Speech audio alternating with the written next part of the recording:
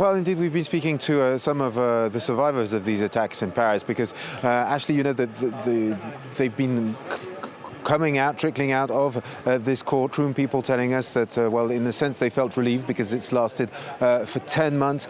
Some people telling us that they were satisfied with the very heavy sentences that had been called for and indeed handed down to Salah Abdeslam, for example, who will spend life in prison without parole. That means he will effectively spend 30 years behind bars before he can even apply for any kind of parole. Mohamed Abrini, the man in the hat that became notorious after the Brussels attacks, but who was behind the logistics for the Paris attacks, has been handed down life in prison with a 22-year security period, which means he cannot receive any form of parole for the next 22 years. But also, and indeed, of the 5 lives in prison that were recommended by prosecution when they made their sentence recommendations, well, only 2 have been handed down. The others, for example, Bakali, Ayari and Krayem, who were also requested life in prison for,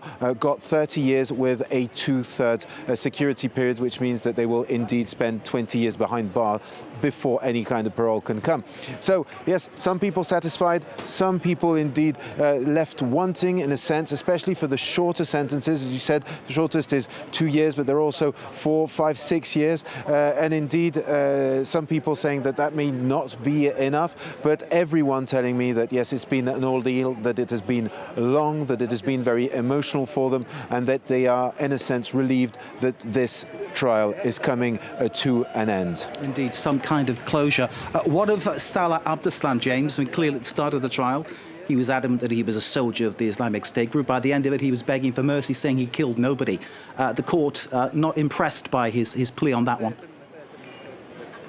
No, absolutely. Salah Abdeslam was wearing black today. His beard was trimmed, and indeed he did not really react to the sentence that was handed down. As you say, we've seen him evolve very first place for months on end. He refused to speak to anyone, to refuse to speak or give any elements to the investigators. And then at the beginning of this trial, he simply said he was a soldier of the Caliphate. And then as these testimonies just came day after day after day, indeed, you can imagine that Salah Abdeslam saw the human suffering he had caused with his gang on that terrible day in Paris, and indeed, well, chose to start speaking. He kind of cracked up at one stage, started saying that he'd decided not to detonate his belt out of humanity in order to not cause more victims, but that is something the court chose not to believe. Indeed, they say that his explosive belt malfunctioned, that it was not able to detonate, and so